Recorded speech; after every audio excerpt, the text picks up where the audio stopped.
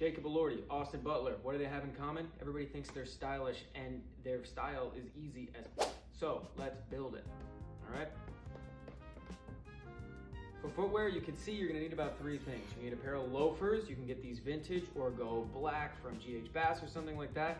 You need a pair of Converse. You can see I've got these seafoam green ones on. I would pick the classic 70s style. They're just a better shoe. I would go for a muted color because you know Converse can get fucking crazy.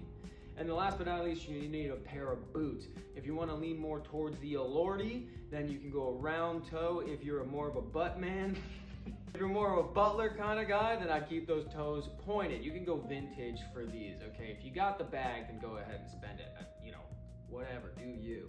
But you can go vintage for these.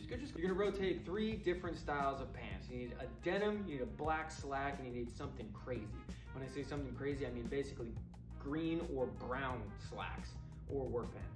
For denim, I'd find a pair of Levi's that fits you. You can get good old 505s, 503s, things like that on eBay, and you're gonna have to find the pair that feels good on you, like the style that feels good. For black slacks, I would pick something that fits your waist well and has a front pleat. You can dress these up or dress these down, as you can see right here. Here, these look like some green work pants. I've talked about these before. These are maybe some Army Navy surplus, something like that. You can go for a brown slack, maybe a pleat, maybe a double pleat.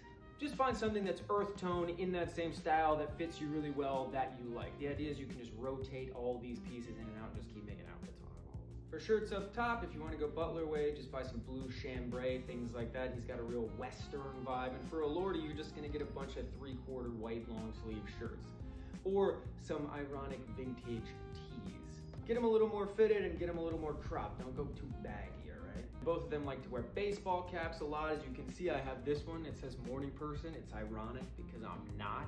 Just like this, James Dean Death Called hat. That's like $900. By the way, who spends that much on a hat? Just pick something vintage, maybe a little distressed, maybe a little ironic, maybe even a trucker hat. Accessories, it's up to you. Wear a couple of rings, maybe a necklace. Lastly, what seems to tie them both together is a vintage leather jacket. Okay, this is something you absolutely want to go vintage for. Do not buy this brand new. Shame on you, shame. There's a bunch of amazing 70s vintage leather jackets that will be incredible, that'll have some nice patina already built in and you can pretend you've had it for your whole life. And that's really it, my friends. Look, the more you wear this stuff, the more it'll wear in. We get that little patina, which is kind of a cheat code for what these guys are using. They have a stylist. You don't, but that doesn't mean you can't dress as fashionable as them. Like and follow for more fashion cheat codes and easy style tips. Love ya. Have fun getting dressed.